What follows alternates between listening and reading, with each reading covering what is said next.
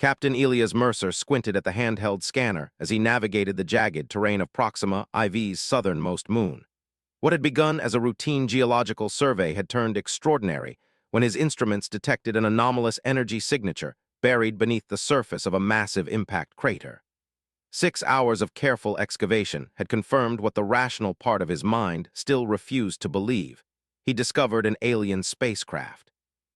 "Base, this is Mercer," he spoke into his communications unit.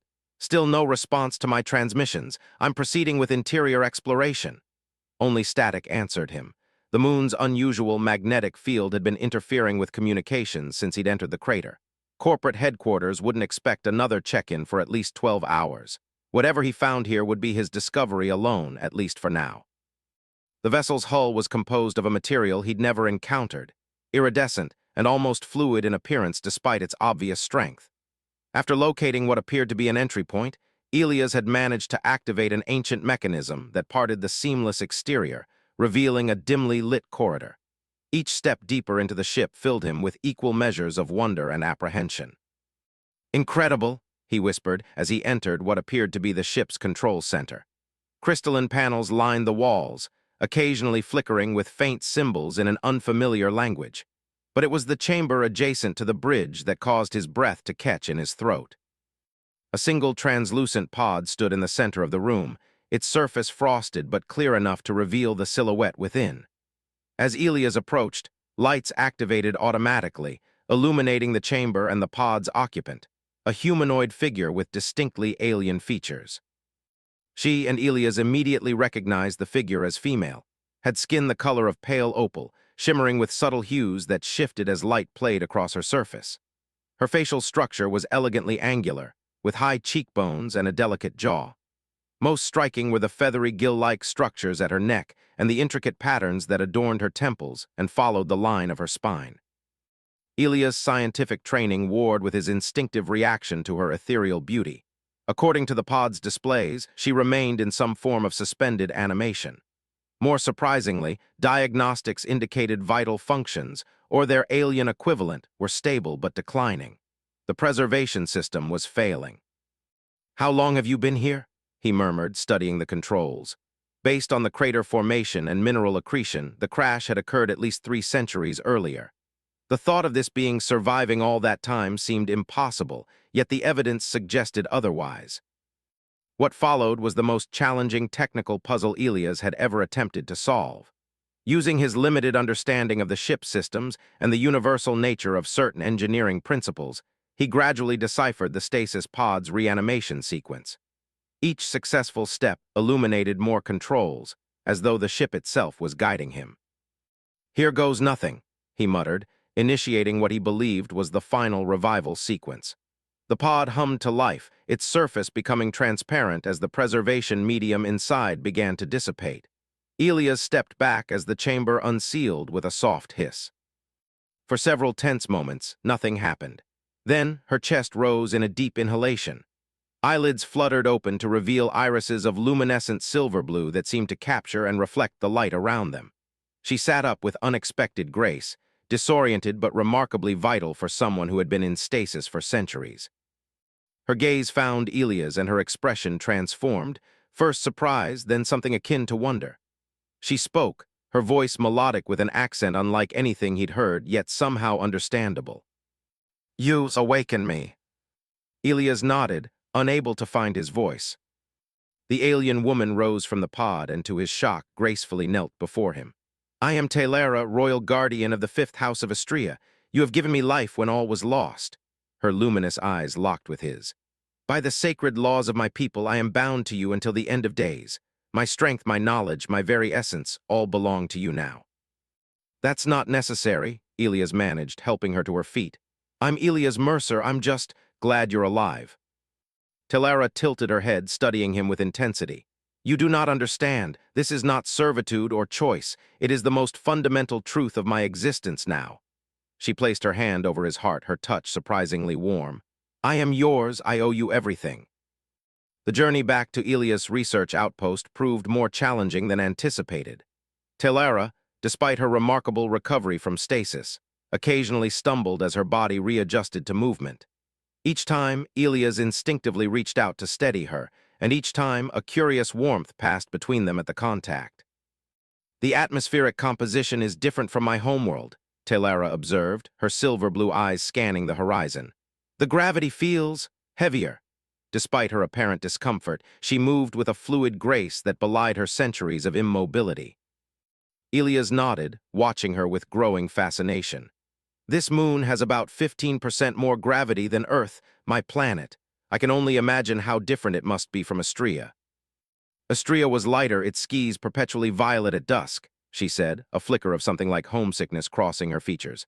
"The crystal forests would sing when the twin moons aligned." Then, as quickly as the melancholy appeared, it vanished behind a determined expression. "But that life is past. My purpose now lies with you." Elias had spent the 3-hour trek attempting to dissuade her from this life-debt perspective, with little success.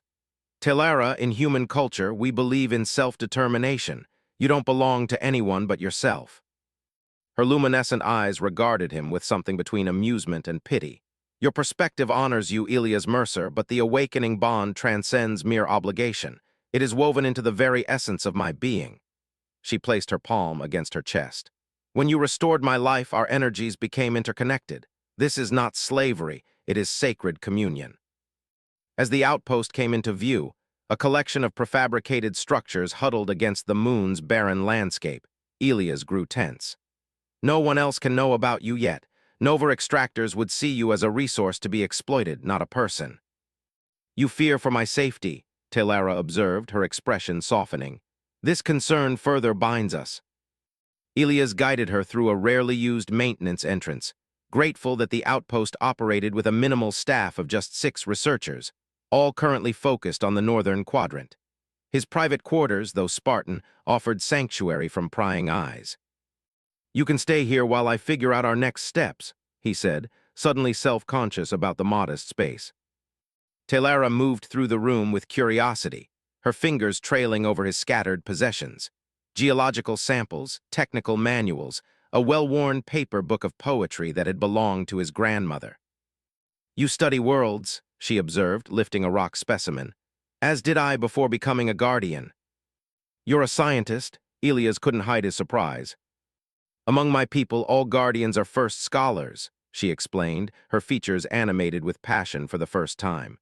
"We protect what we understand. My specialization was xenobiology, the study of life forms beyond our system." The revelation shifted something in Elias' perception. "That's my field too. Well, exobiology from our perspective, I never expected." He trailed off, laughing softly. "I never expected first contact to be quite like this." Over the next several days, a rhythm developed. By day, Elias maintained his regular duties, collecting the geological data Nova extractors required while deflecting questions about his extended absence. By night, he and Telara exchanged knowledge, her explanations of Astrean physics and biology often leaving him awestruck, while she absorbed information about human civilization with extraordinary quickness. "Your species achieved spaceflight without psionic enhancement," she marveled one evening. "The determination this requires is remarkable." "Psionic enhancement?" Elias questioned, leaning forward. In response, Telara closed her eyes. The small light sculpture he kept on his desk, a simple earth trinket, rose smoothly into the air and began to orbit her outstretched hand. "Telekinesis," he breathed. "That's impossible." "Not telekinesis as your fiction describes it," she corrected gently, allowing the sculpture to settle back in place. "Astreans evolved to manipulate quantum probability fields. With training, we can influence the likelihood of particle movements in localized areas." Their intellectual exchanges inevitably led to more personal revelations. Elias shared stories of his childhood in the coastal research communities of New Zealand, his parents' work preserving Earth's remaining coral ecosystems, and his own journey to the stars. Telara spoke of her training as a guardian, her selection for the diplomatic mission that had ended in the crash, and her fear that her civilization might have fallen in the centuries since. On the 7th night, their peaceful coexistence shattered. The outpost's perimeter alarms blared, jerking Elias from sleep. Telara was already alert, her body tensed in a defensive posture. 6 humanoid figures approaching from the southwest, she stated with unnerving precision. They carry weapons and move with practiced stealth. How could you possibly know? Elias began, but the security feed on his terminal confirmed her assessment. Scavengers, pirates who raided remote outposts for technology and supplies, had discovered their location. Stay here, Elias urged, reaching for the standard-issue pulse pistol he rarely carried. If they find you. I will not hide while you face danger, Talara interrupted, her skin beginning to emit a subtle glow as her gill-like structures flared. The bond forbids it. Before he could protest further, the outpost's lights failed, plunging them into darkness broken only by emergency indicators and the ethereal luminescence now emanating from Talara's body. The first scavenger breached the main lab adjacent to Elias' quarters, the sound of shattering equipment and rough voices confirming their intent. When the door to his quarters burst open, Elias raised his weapon, but Talara moved with impossible speed. She flowed between Elias and the intruders like liquid light. The first scavenger fired, but the energy bolt curved away from her as though repelled by an invisible force. With graceful movements that resembled a choreographed dance more than combat, she incapacitated 3 attackers in seconds, her touch leaving them unconscious but unharmed. Elias, she called, her voice calm despite the chaos, behind you. He turned to find a scavenger entering through the ventilation system, weapon raised. Time seemed to slow as Elias witnessed Talara's power fully unleashed. She extended her hand, and the probability field around the attacker visibly distorted. The scavenger and his weapon separated, the latter dismantling itself in midair. The remaining intruders fled, their panicked communications fading into the distance. In the aftermath, as Elias secured the unconscious attackers, he found Talara watching him with an intensity that sent a current of electricity down his spine. Now you understand, she said quietly. This is why the bond exists. Our strengths become intertwined, our weaknesses covered by the other. In saving my life, you gain more than you realized. For the first time, Elias didn't argue against her perception of their connection. Instead, he crossed the room and after a moment's hesitation, took her hands in his. Thank you, he said simply, for protecting me. Always, she replied, the glow beneath her skin pulsing in time with her heartbeat, or whatever equivalent existed in her alien physiology. Always. The aftermath of the scavenger attack left Elias with an uncomfortable realization. They could no longer remain at the outpost. The incident would draw Nova Extractor's attention, and questions would inevitably follow. By morning, he had formulated a plan while Talara, requiring minimal sleep, cataloged data from the ship's memory core she'd managed to salvage before their departure. We'll take the survey rover, Elias explained, hastily packing essential supplies. Head to the crashed ship. It's our best chance at understanding your technology and finding a way to contact your people. Talara paused in her work, her silver-blue eyes studying him with that penetrating gaze that always made him feel transparent. You've decided to help me return to my kind. There was something in her tone he couldn't quite interpret. Disappointment, relief. Elias found himself unexpectedly conflicted about the prospect of her departure. Isn't that what you want? He asked, avoiding her gaze by checking the rover's diagnostic panel. What I want is secondary to the bond, she replied carefully.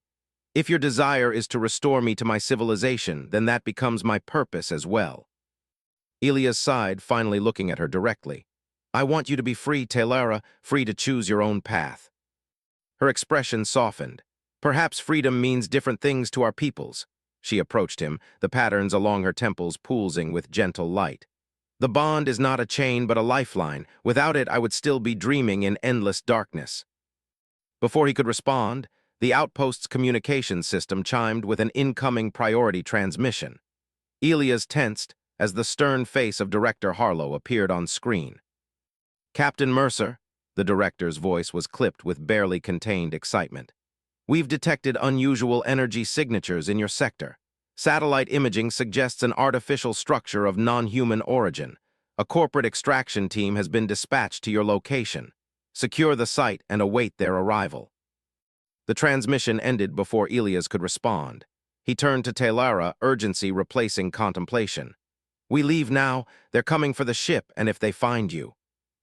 They would study me as they would any valuable resource, she finished, already moving with efficient grace to complete their preparations. They departed as dawn broke over the moon's barren horizon, the rover's electric engine humming quietly as they navigated away from the outpost. Elias had disabled the vehicle's tracking system, but knew their absence would be noted within hours. The journey to the crash site would take nearly a full day, forcing them to camp in the wilderness of this barely charted satellite. As they traveled, Talara revealed more about her civilization, the Astrian Collective, spanning 12 star systems at the time of her mission.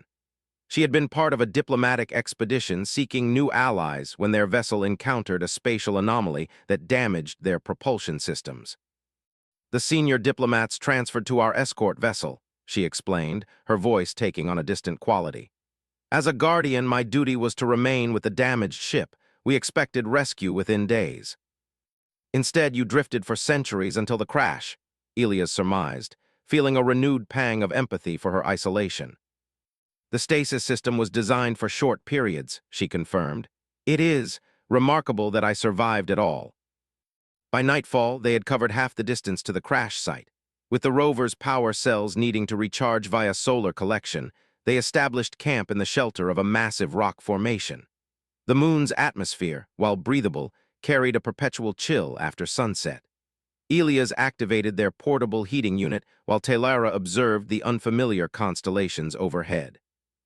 Your sleeping patterns are inefficient, she noted with a hint of amusement as he spread out thermal blankets. Astrians require only brief meditation periods to restore mental clarity. Another advantage your species has over humans, Elias chuckled, settling beside her.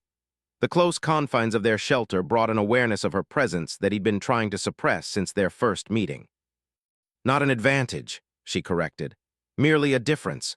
Humans possess remarkable adaptive capabilities and emotional resilience that my people often lack. You seem plenty resilient to me, he said softly. Waking up centuries from home, bonded to a complete stranger.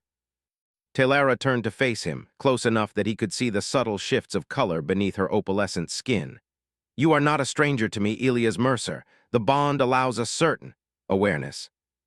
You can read my mind? He asked, alarmed. No, she smiled, the expression transforming her alien features into something startlingly beautiful. But I sense your emotional states, your intentions. They resonate within me. She hesitated, then added, This is why the life debt is sacred among my people. It creates a connection that transcends mere obligation. The revelation sparked something between fascination and concern. So this bond, it's more than cultural tradition, it's physiological. It is everything, Talara whispered, her hand lifting to hover near his face, not quite touching. When you revived me, our life energies intertwined. In the most ancient understanding of my people, you did not merely save me, you claimed me. Heat rushed to Elias' face at her choice of words. I never intended. Intention is irrelevant to cosmic law, she interrupted gently. The bond formed regardless. Among my people, such connections are considered destined. The universe rarely allows accidents in matters of life and death. The implications hung heavy in the small space between them. Outside, the alien wind whistled through rocky crags, emphasizing their isolation from both their respective worlds. In Astrian tradition, Talara continued, her voice taking on a formal quality, the bond can manifest in three forms, guardian and ward, master and disciple, or, she paused, her luminescent eyes dropping briefly, heartmates. The final word lingered in the air, charged with meaning that transcended linguistic barriers. And which are we? Elias asked, his voice rougher than intended. Talara's gaze returned to his, unwavering. That is determined by how the bond evolves, by the choices we make. Her hand finally made contact, cool fingers brushing his cheek with exquisite gentleness. By what exists between us beyond obligation. The touch sent electric currents through him, awakening sensations Elias had never experienced. Whether alien physiology or the mysterious bond, something undeniable pulled him toward her. And what exists between us now? He murmured, scarcely believing his own boldness. Something neither of us anticipated, she answered, closing the remaining distance between them. Something neither of your worlds prepared us for. Their first kiss was hesitant, exploratory, the meeting of two beings separated by biology, culture, and the vast emptiness of space, yet drawn together by forces more powerful than any of these divisions. Her lips were cool at first contact, but quickly warmed, the patterns on her skin illuminating with increasing brightness as the kiss deepened. When they finally separated, Telara's entire body emitted a soft glow, the feathery structures at her neck fully extended and pulsing with light. That was, Elias began, finding himself uncharacteristically speechless. A choice, she finished for him, her voice trembling slightly. The first of many that will define what we become to each other. As night deepened around their small haven, isolation became intimacy. Their explorations of each other were tentative at first, then increasingly bold, discovering differences and surprising similarities between human and Astrian physiology. What began as curiosity transformed into passion, and what Elias had dismissed as alien mysticism revealed itself as something profound and undeniable. In the aftermath, as they lay entwined beneath the thermal blankets, Telara traced the contours of his face with reverent fingers. "Now do you understand?" she whispered. "The life debt is not servitude, it is recognition of connection, a connection that exists whether acknowledged or denied." Elias caught her hand, pressing her palm against his racing heart.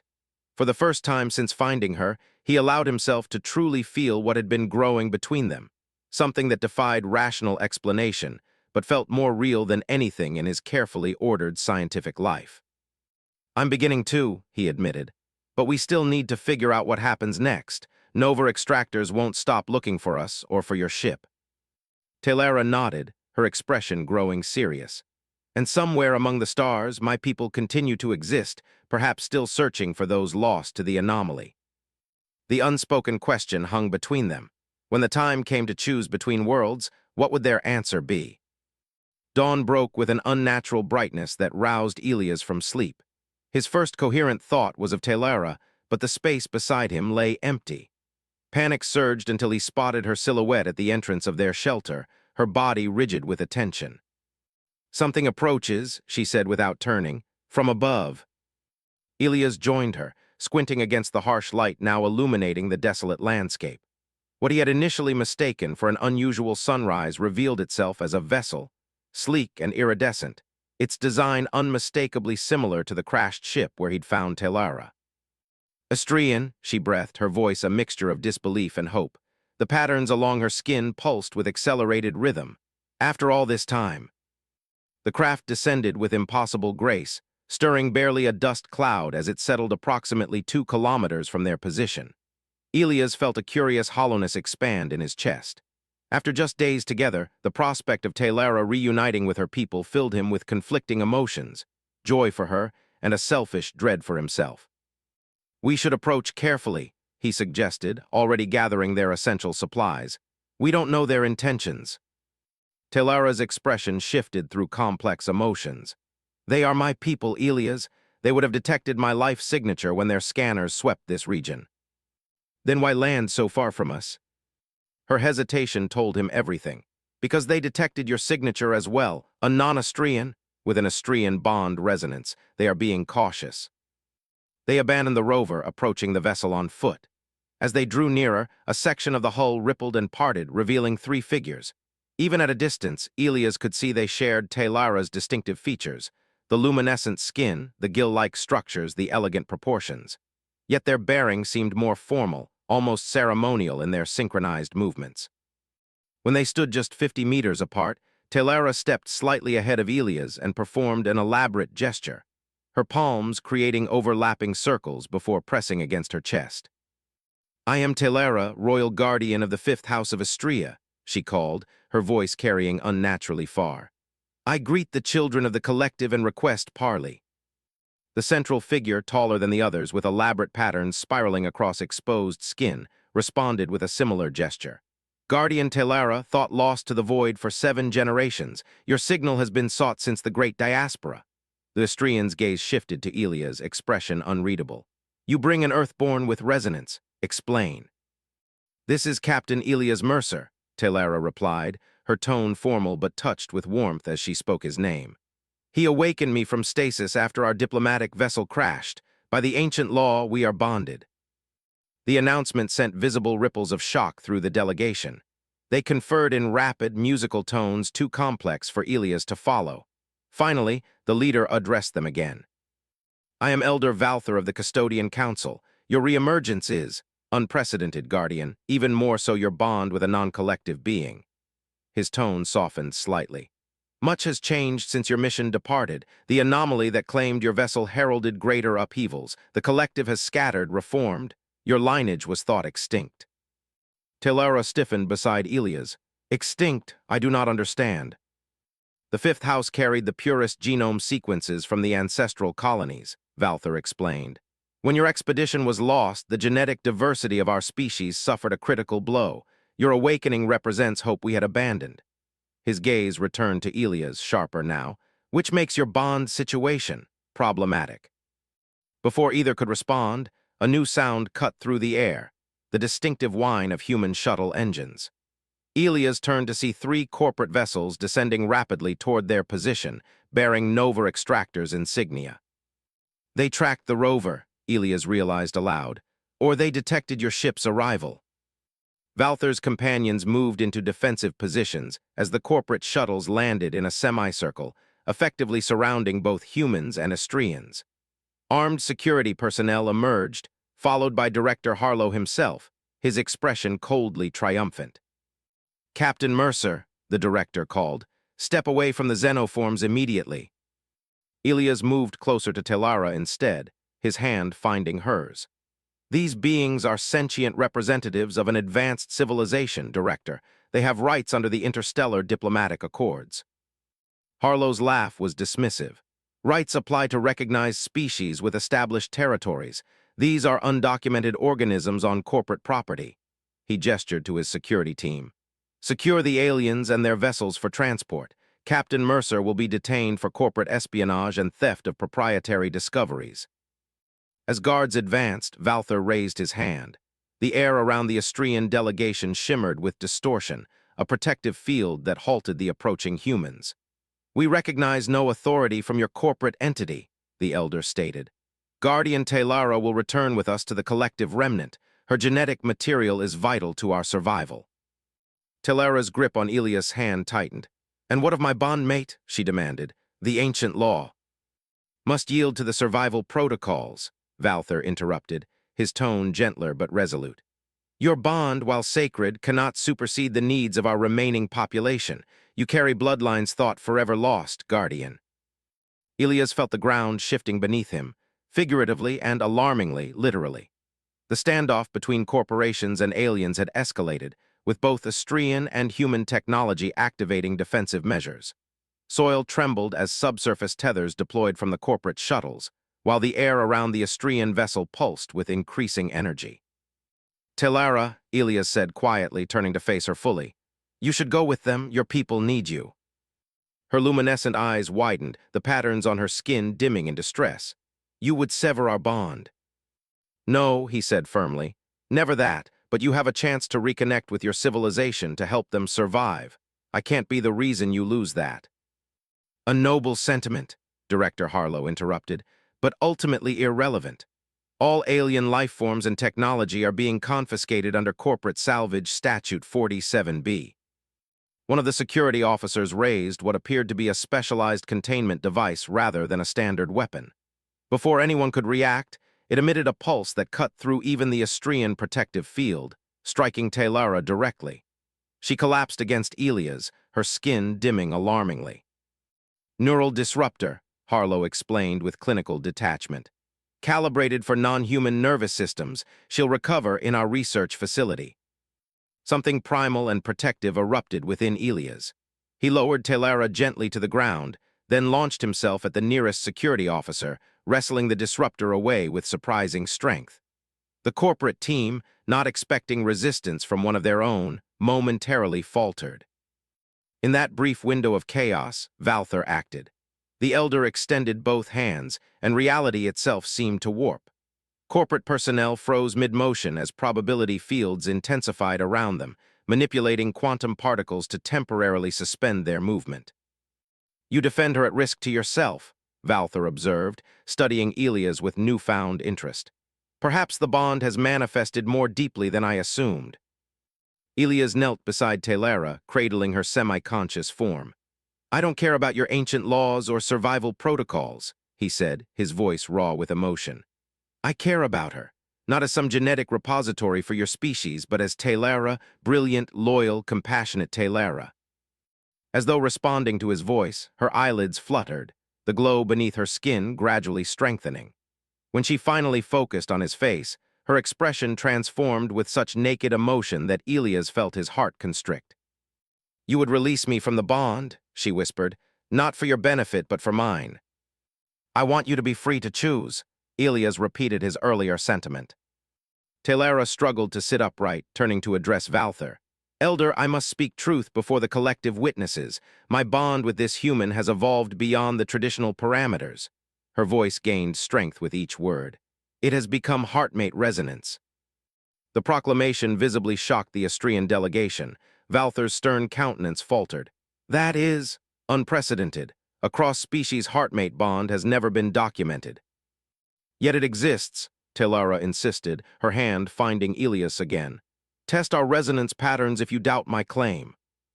The corporate team began to stir as the probability field weakened. Valther made a quick decision. "Bring your human to our vessel, quickly. We will evaluate this claim while extracting ourselves from this confrontation." As they retreated toward the Astrian ship, Nova Extractor's personnel regained mobility, Director Harlow shouting orders to pursue. The moment they crossed the threshold into the alien vessel, its hull sealed seamlessly behind them, cutting off the growing chaos outside. Inside, Elias marveled at the living architecture, similar to the crashed ship but intact, vibrant with light and purpose. Valther led them to what appeared to be a medical chamber, gesturing for both Elias and Taylera to stand within a circular platform. "The resonance scanner will determine the true nature of your bond," the elder explained, his expression grave. "No falsehood can withstand its scrutiny." Light enveloped them, penetrating beyond physical form. Elias experienced the strange sensation of being simultaneously disassembled and more whole than he'd ever been. Within the light, he could perceive Taylera not just visually, but on some deeper level. Her essence intertwined with his own in patterns too complex to comprehend yet undeniably present. When the scan completed, Valther stared at the results with unmistakable astonishment. "It is true," he admitted, turning to the other Astrians. "They share a fully manifested heartmate bond, the first documented between species in our entire history." "And now your choice becomes more difficult," Taylera said, standing tall despite her recent injury. "Will you honor the bond as our traditions demand or break our most sacred law in the name of necessity?" Outside, the hull resonated with impacts as Nova extractors began attempts to breach the vessel. Time was running short for all of them. Valther looked between Taylera and Elias, centuries of tradition warring with desperate pragmatism. "The Council must decide," he finally stated.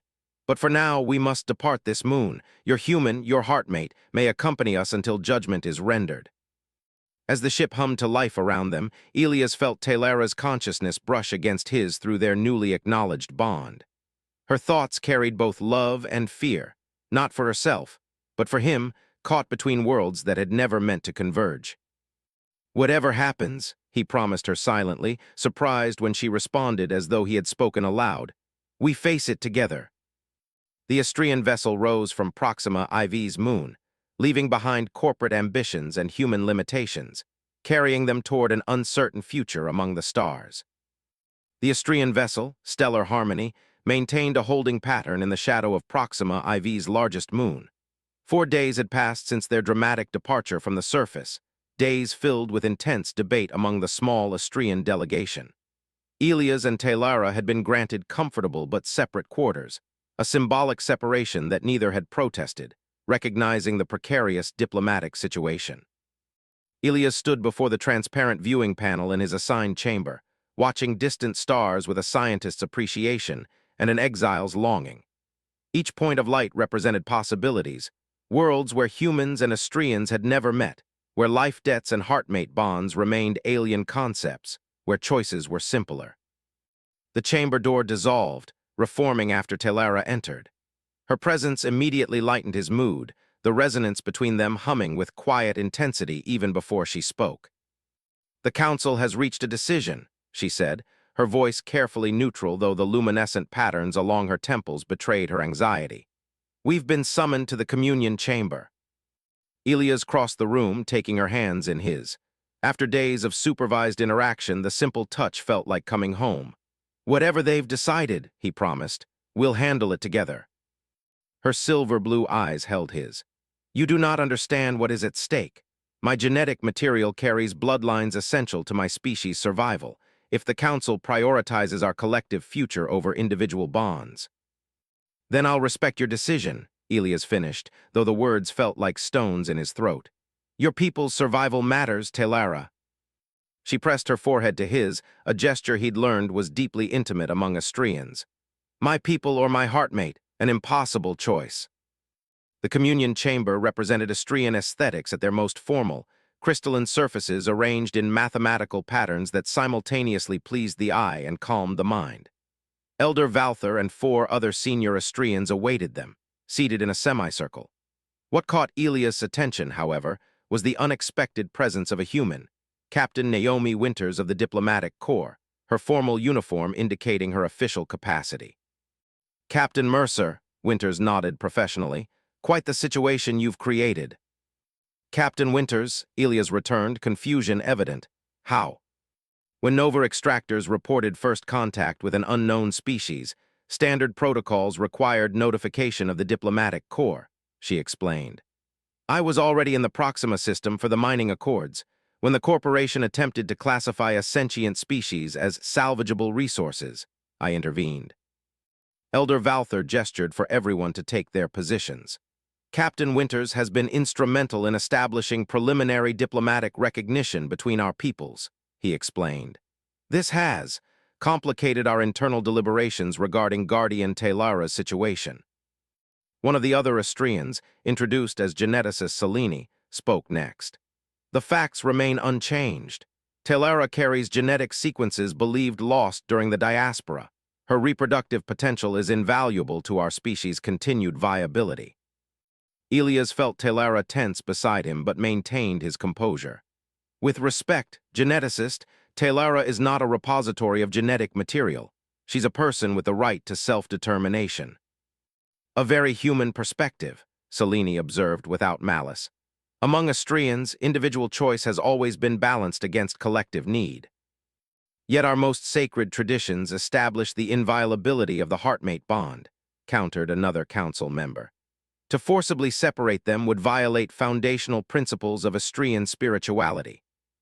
Elder Valther raised his hand, silencing the debate. "We have examined this dilemma from every perspective. The resonance scan confirms what was previously thought impossible, a true cross-species heartmate bond." He turned to Telara directly. "Guardian, you understand what is asked of you. Will you voluntarily return with us to the collective remnant, providing genetic material for our species' continuation while severing your bond?" The chamber fell silent. Elias held his breath, unwilling to influence a decision that must be entirely hers. Telara stood with regal bearing, her voice steady when she finally spoke. "I cannot deny my responsibility to our people. Had I been recovered before the bond formed, my path would be clear." Her gaze swept the council. "But the bond exists. It cannot be severed without causing irreparable harm to both my heartmate and myself. The ancient texts are explicit. Attempting to break a manifested heartmate bond leads to spiritual dissolution." "We are aware of the consequences," Valther acknowledged solemnly, "which is why we must ask for this sacrifice rather than compel it." Captain Winters stepped forward.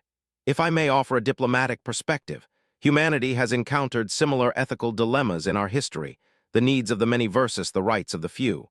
Our experience suggests that forced sacrifices rarely yield the intended benefits. They fracture communities and create precedents that undermine the very values they aim to preserve." Telara's hand found Elias, their fingers intertwining. "There is another solution," she said, her voice gaining confidence. "One that honors both the bond and my duties to our species." The council leaned forward collectively as Telara continued. "I propose a cultural exchange. I will provide genetic material for continuation of our bloodlines while remaining with my heartmate.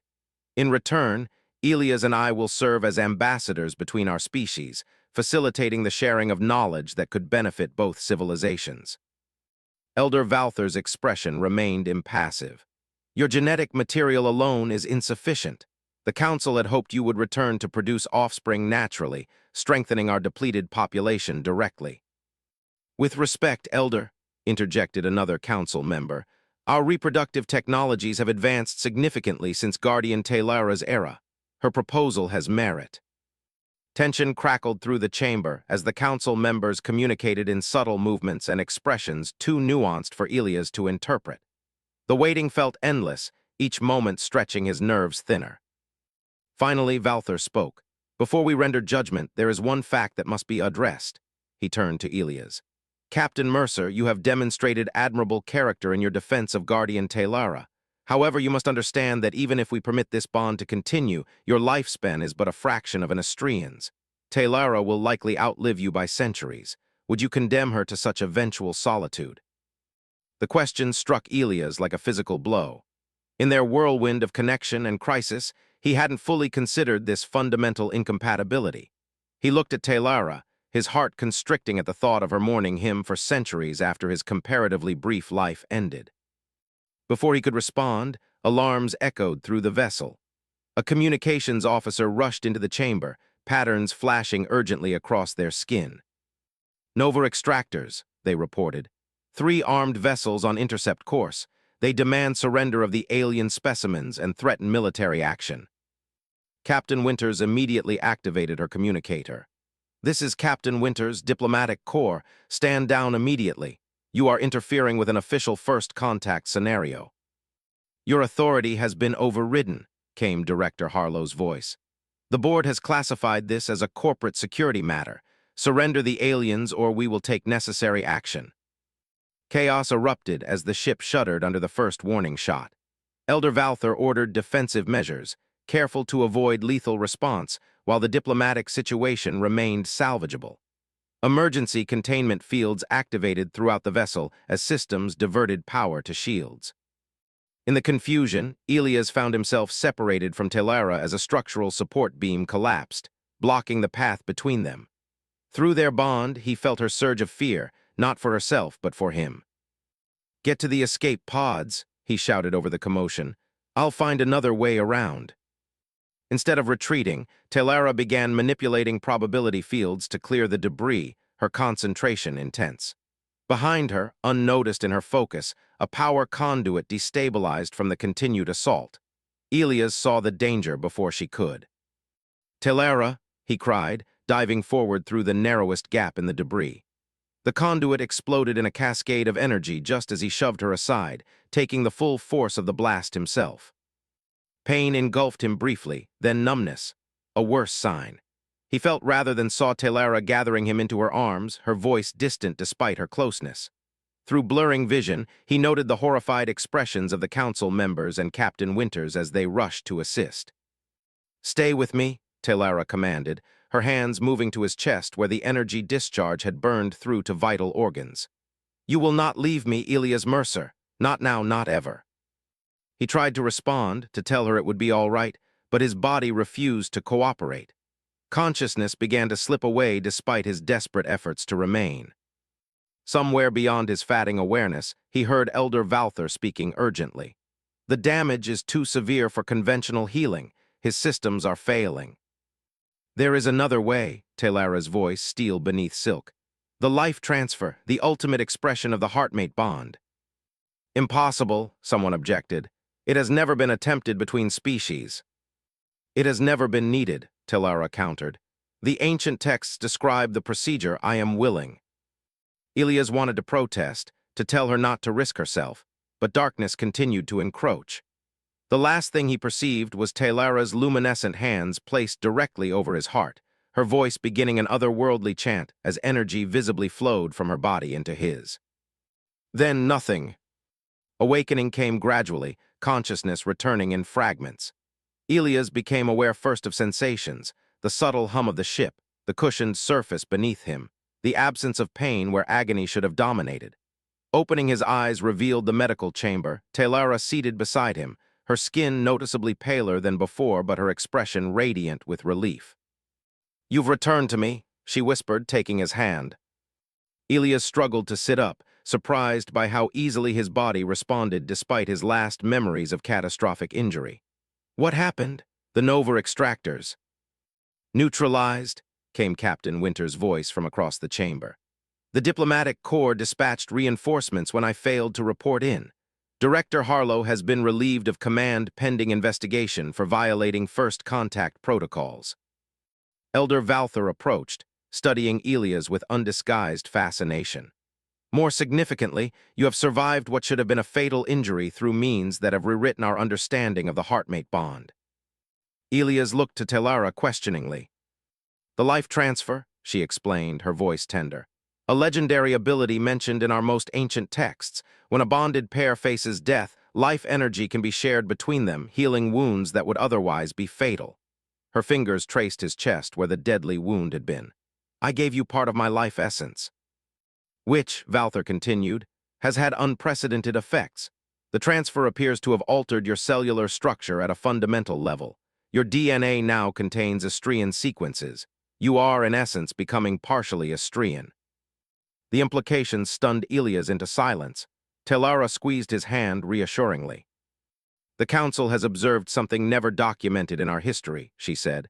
A reciprocal life debt. You saved me from endless stasis. I saved you from death. The bond has evolved beyond all known parameters. Valther nodded solemnly. This development has rendered our previous deliberations moot. By saving your life through the transfer, Guardian Telara has created a situation our laws cannot ignore. You now carry Astrian genetic material yourself. You are, by our most ancient definitions, part of our collective. What does that mean for us? Elias asked, still processing the enormity of what had occurred. Captain Winters stepped forward. It means, Captain Mercer, that you've become the linchpin of our first formal diplomatic relationship with the Astrian collective. The Council has agreed to Telara's proposal. You will both serve as ambassadors between our species. With one significant alteration, Valther added. The cellular changes from the life transfer appear to have extended your natural lifespan considerably. Preliminary estimates suggest you may live as long as half an Astrian lifetime, centuries rather than decades. The news washed over Elias in waves of implication. He looked at Telara, seeing in her eyes the future that had suddenly opened before them, one where they would walk between worlds together, bound by choice as much as by cosmic circumstance.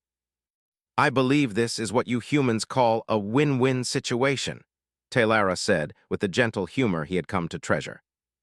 3 weeks later, as the newly commissioned diplomatic vessel prepared to depart for Earth with its unprecedented crew of humans and Astrians, Elias stood with Telara at the observation deck. The stars sprawled before them, pathways to worlds neither of their species had yet explored.